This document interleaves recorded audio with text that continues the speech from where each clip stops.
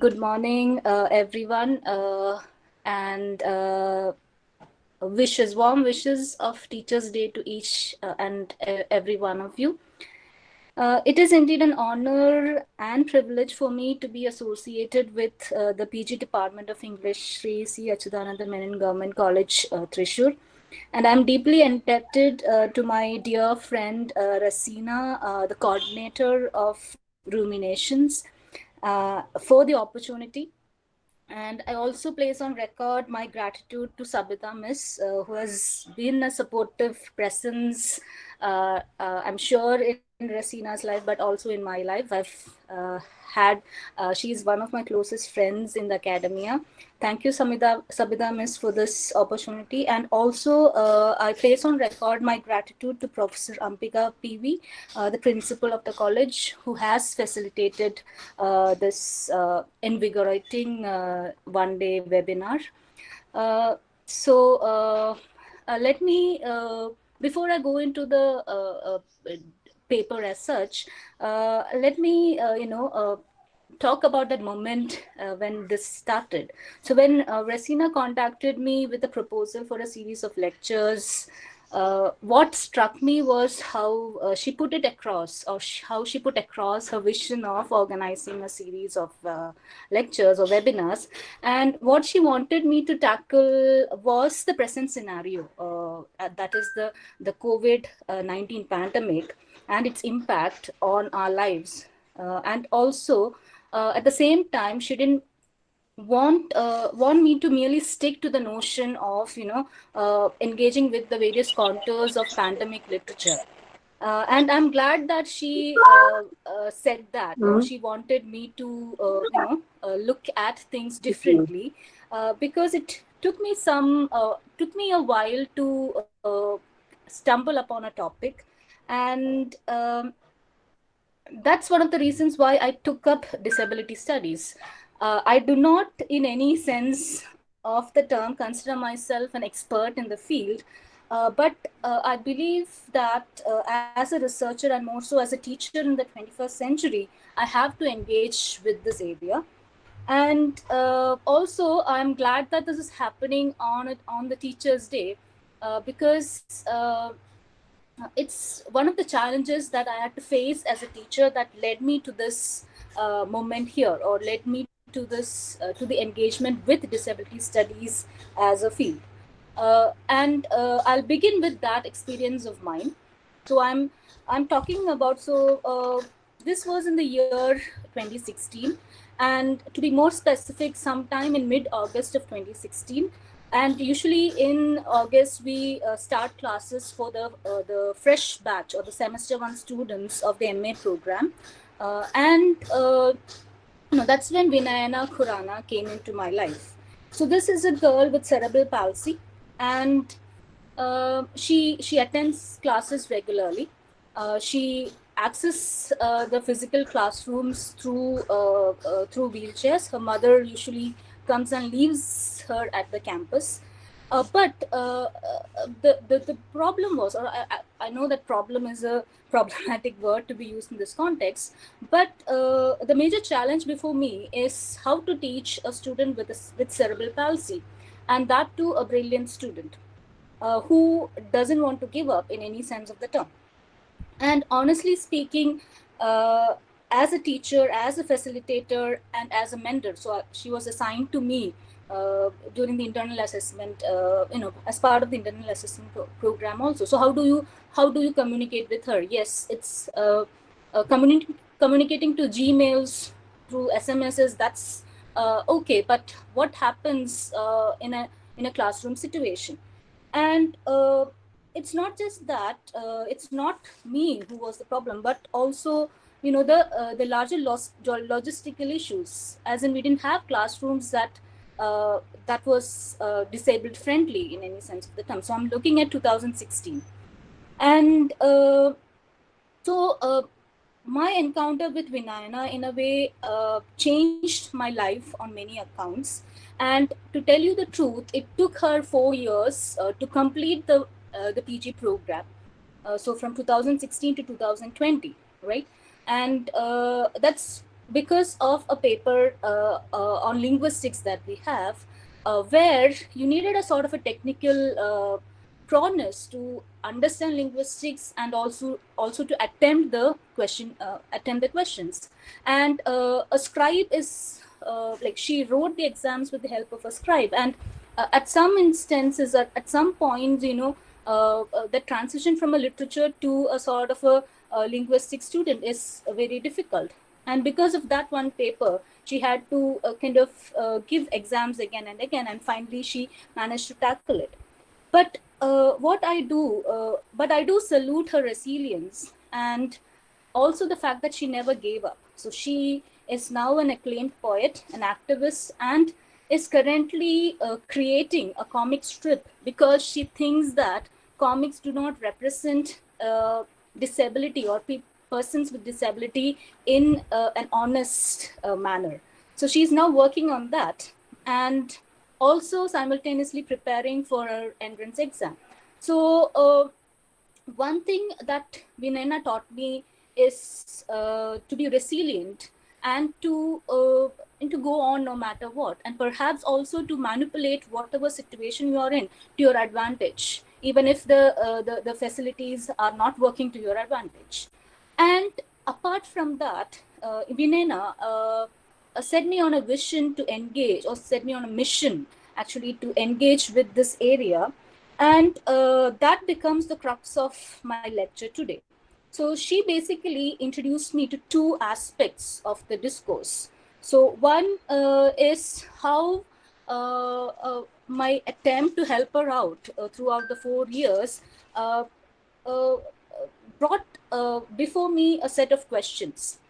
The first question, and as scholars, as most of us are scholars, I would also like you to engage with those questions, because I'm looking at my experience not merely from a scholarly point of view, but also from the point of view of a layman uh, who is in a way more enabled than a disabled body, right? So the first question that struck me is, how do we look at the idea of disability, right? To be more specific, I know how to help out a visually challenged student. I can, in a way, mail her materials, or I can, in a way, help her with setting up the JAWS software that helps them to read.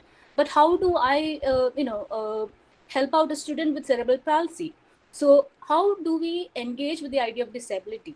And also, how do we come to terms with the various models that has been used to engage with disability?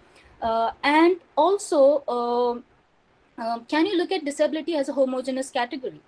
It's not possible, because a visually challenged student has needs that are drastically different from a student with cerebral palsy. So how do we then understand disability as a concept, as an emerging area within humanities and social sciences? What are the challenges before us, and what are the problems in that? And also, do we tend to set up a hierarchy within disability? So this is again an aspect that will come to prominence when I engage with the second area as well. And most importantly, as teachers, how do we come to terms with it? How do we come to how do we facilitate the needs of a student who belongs to this category? So with these question, I move on to the next part of my presentation. And this has to do with the time frame that I'm looking at, 2016 to 2020. Because when I'm looking at the year 2060, as far as the disability studies discourse in India is concerned, there is a major event, and that is the passing of the legislation, the Rights of Persons with Disabilities Act, on 28th December 2016. So so this part of my presentation will very briefly introduce you to the legislations bit of it, or what goes into the discourse of disability from the legal perspective, and also socio-political perspective, and how has it impacted what can be called as the literary and cultural disability studies that is slowly, or that has in a way taken up center stage within the various departments of humanities across India. So you must be familiar with the setting up of Center for Disability Studies in the various universities now. So there is a market shift that is brought in the year 2016 because of this legislation. So before the Right of Persons with Disability Act 2016 came into effect, India as a whole was looking at the idea of disability from the perspective of the 1995 Act of Persons with Disabilities. Even though that 1995 Act focused on full participation and equality of the people with disabilities, we know for sure that it was something that that in a way did not just do justice to the whole notion of full participation, equality, etc. And sorry about that. And yeah, and what happened, or what triggered the government to look at this policy afresh is the 2007 UN Convention for the Rights of Persons with Disabilities, which in a way set up a list of protocols that should be adhered to if you are setting up legislations for people with disabilities or persons with disabilities. And in India, so the UN Convention happens in 2007, and it's only in 2010 that the process of enacting a new legislation begins in India. And it takes 6 years for it to come into effect. And also because I'm facing 2016 to 2020, two of the major events that happens in 2020, apart from the COVID pandemic, is the new education policy 2020 that came into or that came to the public arena on July 29th. So hardly a month since it's been established, or since it's been given, it's been introduced to us. And you will see that that education policy also talks about inclusivity, right?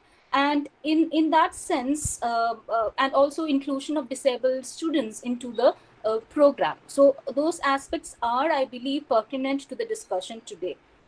Even though I might not be taking that up in detail, but because we are a group of teachers, we should be in a way engaging with that. So so from 1995 to 2016 to 2020, what has happened? So that's what I'm trying to focus here. So if you're looking at the 1995 Act, they defined 7 conditions as pertaining to the category of disability or persons with disability. So blindness, low vision, leprosy cured people, hearing impairment, locomotor disability, mental retardation, mental illness, right? And the focus of the 1995 Act was on social welfare, prevention and early detection of disabilities, and education and employability, and also 3% reservation in government jobs, right? So reservation in jobs and education also, education sector also. Now, when we look at the 2016 Act, the major difference is again is in the shift in the terminology. So that's there, and the expansion of the category of disabled persons from 7 to 21, right? And apart from the 7 conditions that I've already listed, this included conditions such as cerebral palsy, dwarfism, muscular dystrophy, learning disabilities, autism, multiple sclerosis, and acid attack victims, among others. And yes, the major shift was looking at the terms such as impaired, retarded, etc., and including say, for instance, for mental retardedness, they use the terminology intellectual disability, learning disability. And also, if you're looking at the use of the term disability, it is in a way liberating. Why I say that is because they're not, there is a sort of a spectrum that is drawn when we are using the term disabled as opposed to abled or unabled, right? So they're not using unable, but they are using disabled. So indicating that this whole idea of ableism can occur to any one of us, right? So if we are in an accident, we could it could affect our learning acumen. And if you and the best example of engaging with the idea of disability would be the category of acid attack victims. There are huge problems with that category. I will come to that in a while, but the idea that one is not born disabled, the idea of disability as something that could happen to any one of us, especially if you're looking at the focus on mental uh, illness, or the focus given to psychological disorders within this act, kind of looks at the idea of disability afresh by talking about this aspect that contingent events can also lead to disability, which is at the foremost when you're looking at the category acid attack victims. So there is a shift in nomenclature. There is a shift in an apparent openness towards the understanding of the idea of disabled. But apart from that, what this act focused on was right to equality, life with dignity, respect for his or own integrity equally with others, and it stressed on inclusive education and accessibility to spaces. So as in, it is because of this act that we have to make sure that all our public sector or all our buildings have disabled friendly access to the building, so disabled friendly toilets, etc., etc. So this opening up of spaces to the disabled body is what is one of the greatest contribution of this legislature. And but there is another side to it. For instance, if you're looking at the whole process of reservation, so reservation is still a part of this legislation.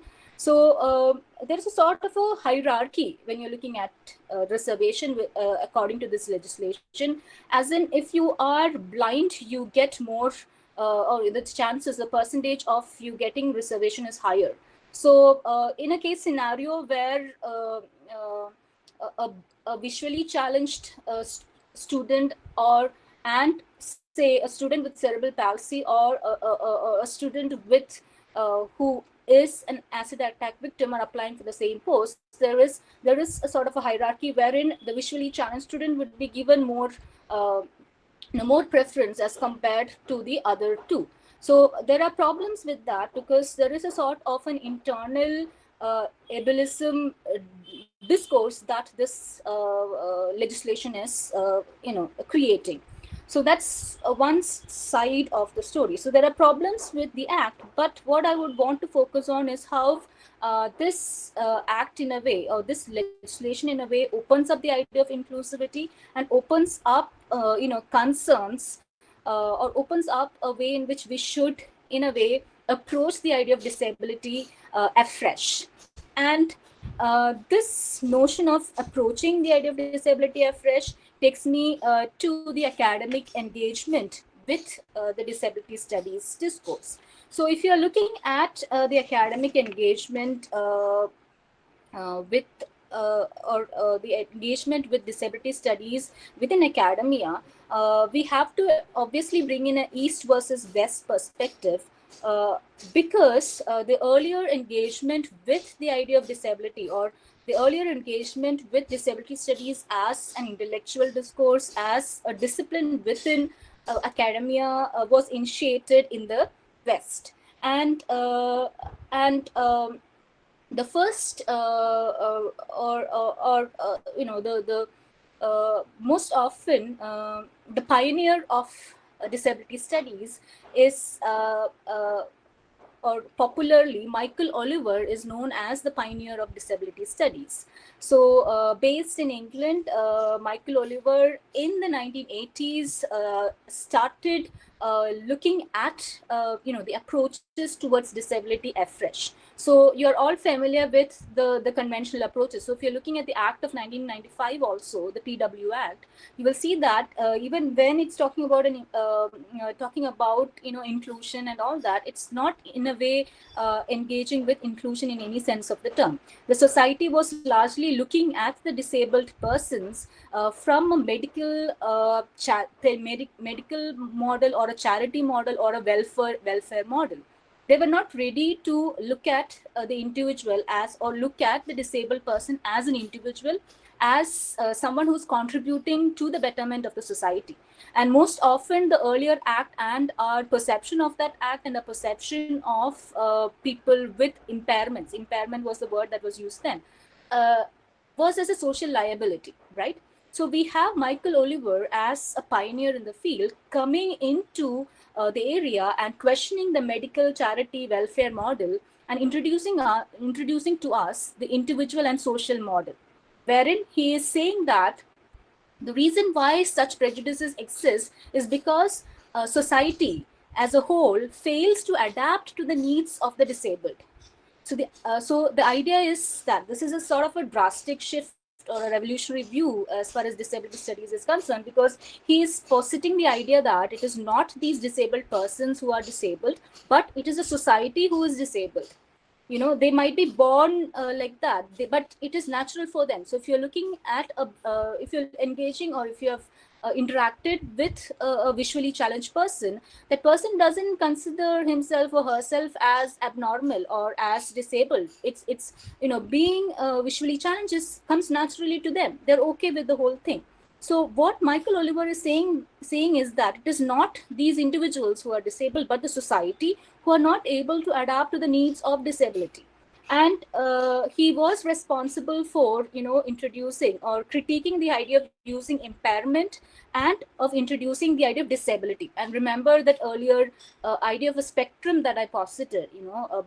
Disability is something that lies between ability and unability, right? So we are not, or the use of the term disability doesn't in any sense evoke a sort of a prejudiced view, right? And so this whole idea of social inclusion, and his concept of disability studies is often dubbed as emancipatory disability studies. So this whole idea of society integrating into the needs of the disabled persons, and making them a sort of a prominent part of the society, and not looking at these person as a liability to the society.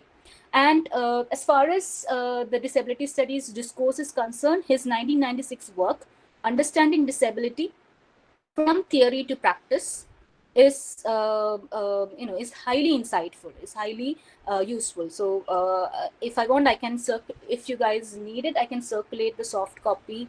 I can mail a soft copy to Rasina, and she can forward it to the group. So the name of the book is Understanding Disability from Theory to Practice, by Michael Oliver, published in the year 1996. So basically, this work charts for us the idea of social inclusion, or that inclusionary model that Oliver is foregrounding. Now, remember, in the context of my experiences with Vinayana, one of the challenges before me was, of course, the gender question. So how do you, and it's a fact that is universally acknowledged that even within this whole discourse of disability, gender plays a prominent role. I'm sure that you must have seen this Netflix. It's a very popular movie, Me Before You, in which there is it's basically a sort of a fairy tale version of a man who meets with an accident, and a man in the sense that a very adventurous person who meets with an accident, and his bodily function is affected because of damage to the brain. And we find someone who's appointed, a female who's appointed as a caretaker for him. And I always, like, I watched that movie, and I fail to understand the kind of hype that is associated with that movie, because if the situation was reversed, like instead of a of that man. Like, of course, he is rich, he is privileged, so he can have access to self-care. But what if the situation was reversed? What if it was a rich woman instead of a rich man? Would you find a male caregiver offering to give up his life for him, like for her? So that is a very pertinent question, and that took me, or that in a way becomes the ideal platform to engage with a new discourse within disability studies, which is now, an established study, feminist disability theory, right?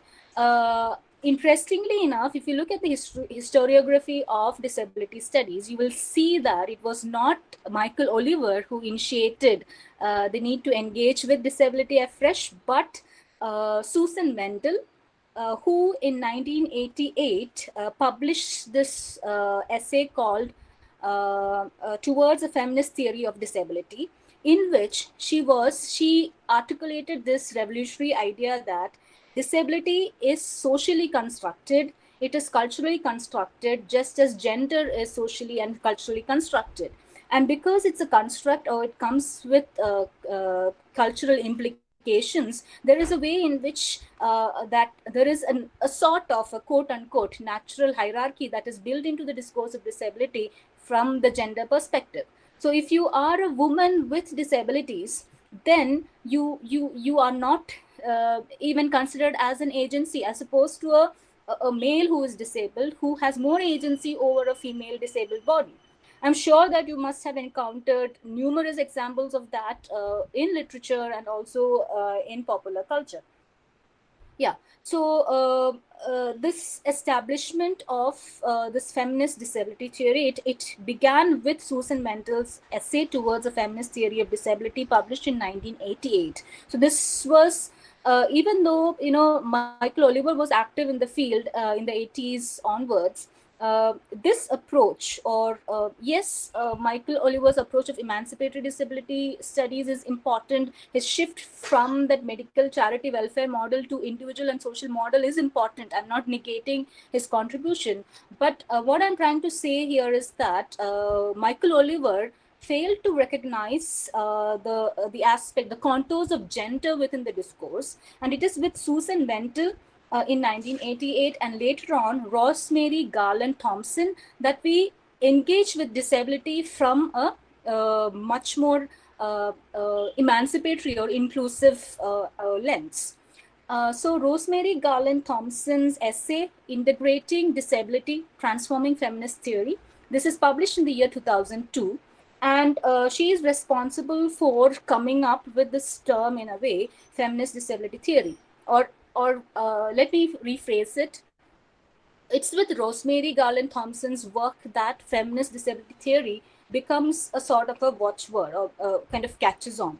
And in this essay, what she talks about is she augments both the terms, that is feminism and disability, and confronts the limits of the ways we understand human diversity. So if you're looking at the gender discourse also, we are in a way trying to understand the limits of human diversity. So we are not looking at binaries anymore. We are looking at the spectrum of gender in a way. So what Rosemary Garland Thompson is saying, that just as we should perhaps bring the lens that we use to engage with gender studies into disability studies, because like I've told you earlier, can we look at disability as a homogeneous category? It's impossible. So what Rosemary Garland Thompson is doing is draw parallels with gender discourses and the key ideas from gender discourses, such as understanding human diversity, the question of materiality of the body, the question of multiculturalism, as in the experiences of a woman with cerebral palsy in India would be drastically different from a person in the US. So if you have seen Margarita with a straw, you would definitely connect to that. Culture or multiculturalism does come into play in engaging with the materiality of the body, with disability, with gender, right? And the social formations that interpret bodily differences. So this is again a key idea that Rosemary Garland Thompson foregrounds. Social formations that interpret bodily differences. And if you're looking at the evolution of literary and cultural disability studies in India, all these aspects kind of come to the forefront. For instance, it looks at disability studies as context specific, right? For instance, dwarfs in certain culture uh, are considered as auspicious, whereas it's not in some cultures. So there is this cultural context or context specific engagement with the idea of disability, especially in the Indian context. And also, if you're looking at terminology, and also when you're looking as literature scholars, one of the difficulties that we have had. Uh, am I audible? I hope I am audible. Yes, ma'am, Yes, you're yes, audible. yes, Yeah. Shweta, ma'am, you're audible.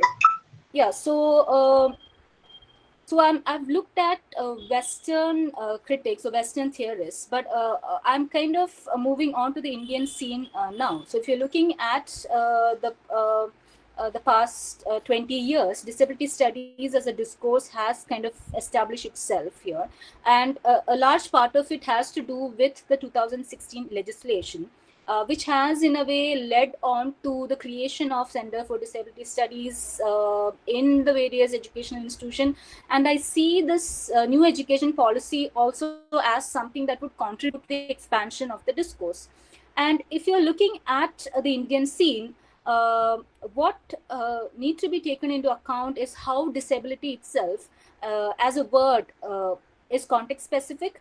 And also, if you're looking at the terminology, as in how would you what are the words that you use in your regional language to talk about disability, right? uh, Divyang is the Sanskrit word for disabled, right? So it doesn't in a way imply a sort of a derogatory meaning, or it doesn't in a way attach a sort of a prejudice to this category. So if you're looking at the terminology or the terms used in various languages in India, and if you're looking at the various culture or regional cultures of India that look at disabled bodies, how do you so it's sort of uh, it's sort of a coming together of the various discourses. So it's not possible for us to homogenize the experiences even in India, and more so, it's impossible to, because India has such a multicultural arena. It's impossible for us to look at disability as a homogeneous category. And uh, and also, disability as a metaphorical presence. So if you're looking at Indian literature and culture, this whole idea of untouchability is can be looked at as metaphorically as disability. And what about violence perpetuated on human bodies? So this is where the perpetuation of disability is something that is unique to the Indian context. So if you're looking at the acid attack victims, violence is perpetuated on a woman's body, and the disability is thus created. So it's a sort of a perpetuation of disability that we find here. And also, if you're looking at say because Kashmir was in a way Kashmir came up because of the resource person earlier and the problems there. uh, what about the sort of disability created by state perpetuated violence on human bodies? So they also becomes like, what if you lose your eyesight because of a state perpetuated violence? So when you're looking at this whole arena of disability studies in an Indian context, it is in a way offering you more questions than answers, right? And In that context, a go-to book would be, Rethinking Disabilities in India. This is written by Anida Guy in the year 2015. So if you're looking at, or if you're tracing the discourse of disability studies, it begins as early as the 80s in the West, and it takes some time to open up in the Indian context. So the key moments again would be Malni Chip's One Little Finger, which was published in 2011. So Margarita with a Straw is a movie that is based on Malini Chip's One Little Finger. And that narrative, in a way, brings to the fore not only the experience or the personal experience or the personal challenges of Malini Chip, but also in a way introduces to us the scenario in India in the 1960s, where there was next to zero care for care or knowledge about how to deal with people with intellectual disabilities, for instance.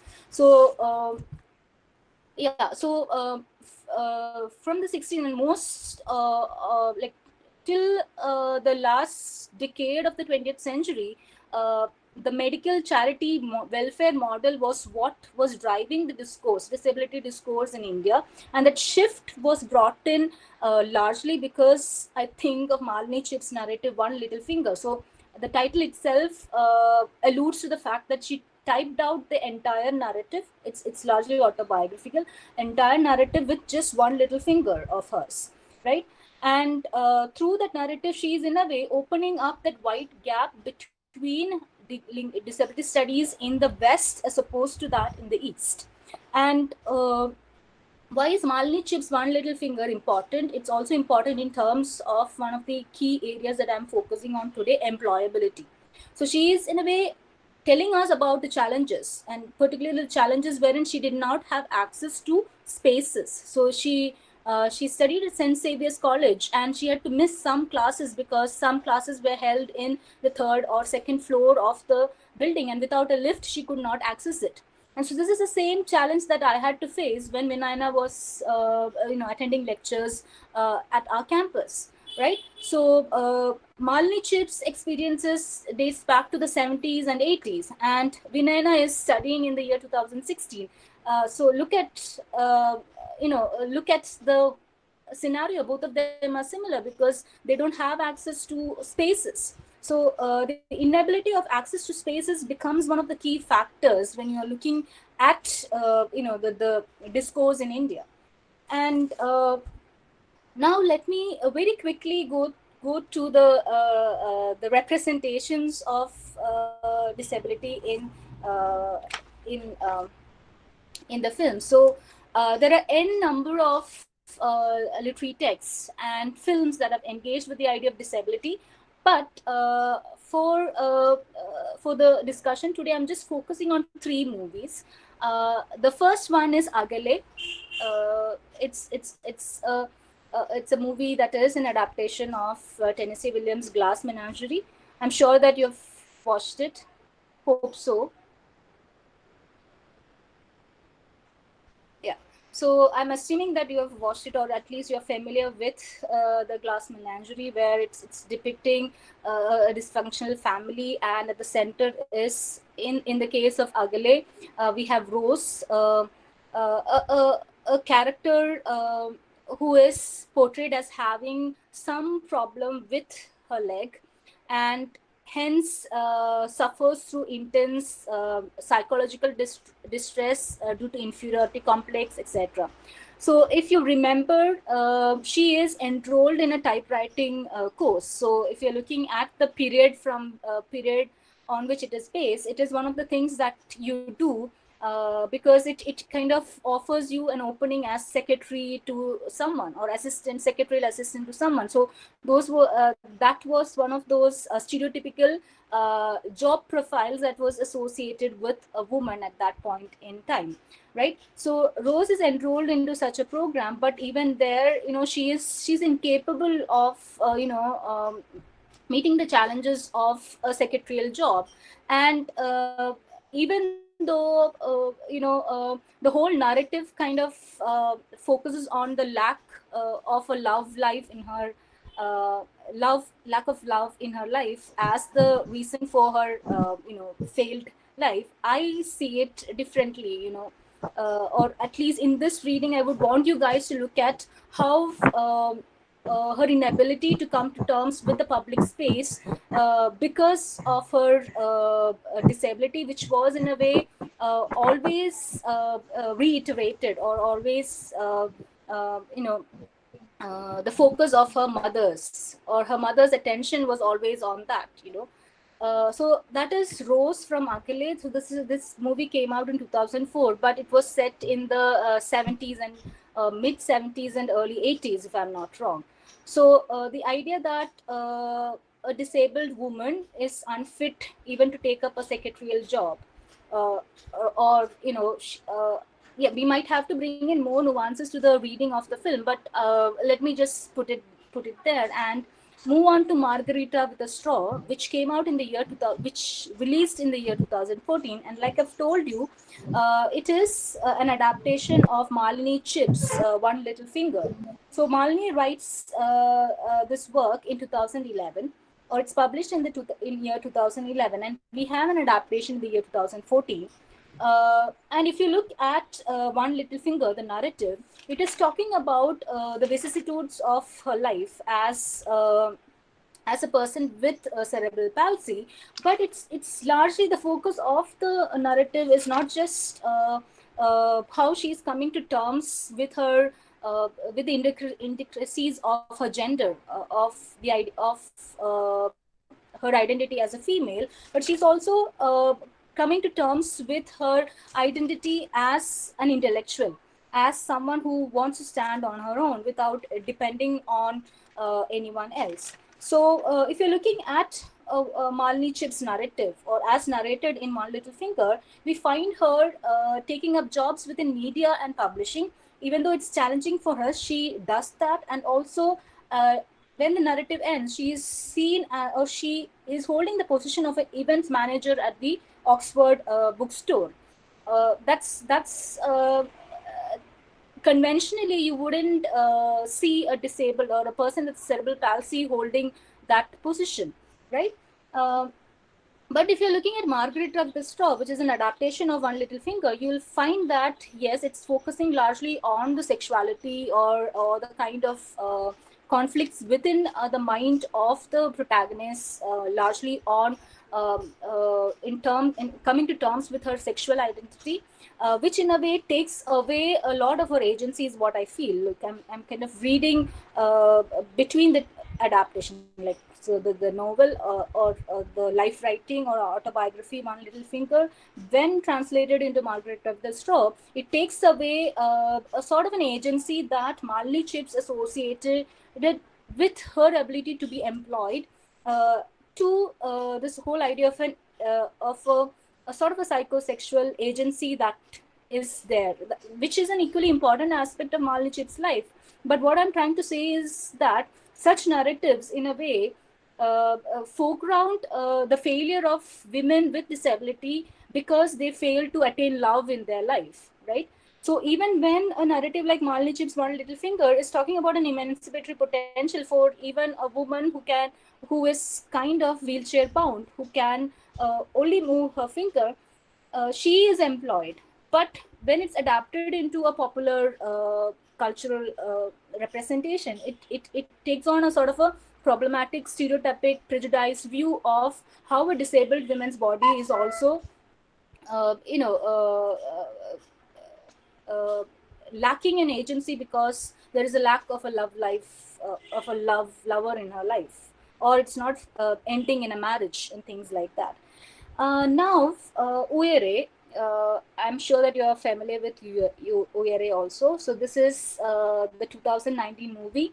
Uh, uh, uh, in the lead, we have Parvati playing Pallavi, a driven woman who wants to become a pilot, but who is a victim of acid attack from none other than her boyfriend, because he couldn't, in a way, come to terms with the emancipated self of Pallavi.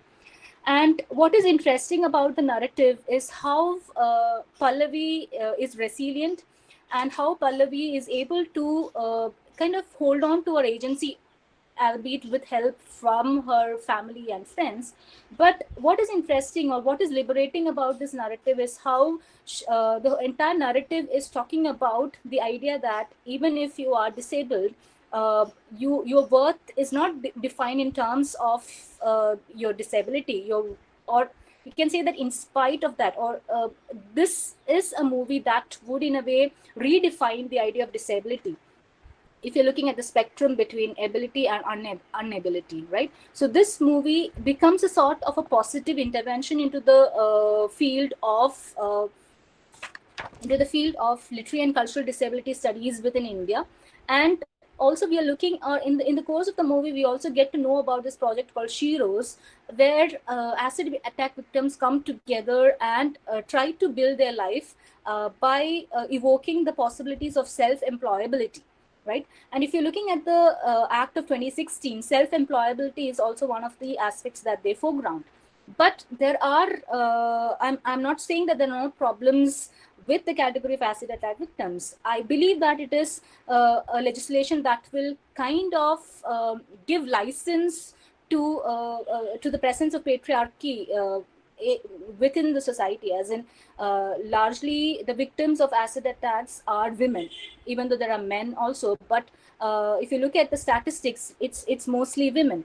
And we can also look at how it's a sort of a nuanced way in which patriarchy comes to work. So there is a huge problem in the legislation where acid attack victims are in a way given a sort of a liberatory potential, which can also in a way kind of encourage people to do that. So I do find problems with the inclusion of acid attack victims, but I find projects such as Shiros, films such as Oori, as something that talks about the idea that there is a sort of an agency that is there with the disabled female body, right? Yeah, sorry. Agale is a Malayalam movie that released in 2004. Uyere is also a Malayalam movie which released in 2019. Totally different context. And yeah, Margarita with a Straw is a Bollywood movie that released in 2014. I cannot do justice to all the three movies. I would encourage you guys to watch the movies and understand the nuances that each of the characters, that is Rose in Agale, Laila in Margarita with a Straw, and Pallavi in Uere bring to the discourse. Now, if you go to the title, it is my title. It says "A Leap of Faith: The Question of Disability and Employability as Represented in Literature and Popular Culture." So I've just taken up three examples here to talk about it. But I've chosen the word "a leap of faith" with a specific agenda, because if you're looking at leap, LEAP, that term has been used within the context of persons with cerebral palsy, uh, uh, and it's often used within sociology to talk about a sort of an emancipatory mechanism in place. And if you expand it, LEAP, it means learning through everyday activities with parents. So learning through everyday activities parents, its acronym is LEAP, LEAP. If you're looking at Malini Chip's narrative, and if you're looking at Margarita with the Straw, you find that the agency of people with cerebral palsy is given a sort of an upper hand through everyday interventions, or by helping or by enabling them to face everyday realities one step at a time. So the idea of leap itself, in all sense of the term, metaphorically, figuratively, etc., uh, uh, kind of foregrounds, the emancipatory potential therein. Now, apart from that, LEAP, LEAP, has also been used by this NGO called Center on Disability and Development, where they focus on education and human development of disabled people. This is head by Dr. Shanta Singer, and she envisages LEAP as Leadership, Employability, and Advocacy Project. So basically, this is an NGO that trains people with disability to take up employability, to develop their skills and to make them employable, or to increase their chances of employability. And in the context of, especially because we are teachers, in the context of new education policy, where we have to, in a way, enhance the skills of our students to make them, or to make them capable of jobs in the future, such endeavors, or by looking into the sort of the psychology or sociology at work in such projects, we would be able to enable our students who could be going through the various who are considered as disabled, if you're looking at the various disabilities as envisaged by the 2016 Act. So I'll end on this note. Times have changed. Yes, we are under a lot of challenge thanks to COVID-19. But this whole idea of engaging with our students online can, in a way, open up a lot of avenues for people with disabilities also. It's all dependent upon whether they have access to the sources, so that's another side of the story. But I would want to end on a positive note by saying that if there is a sort of a faith within us, then a leap of faith is all we need to enable all these students or these persons that we see around us. I hope I've been able to do justice to the topic. So, thank you.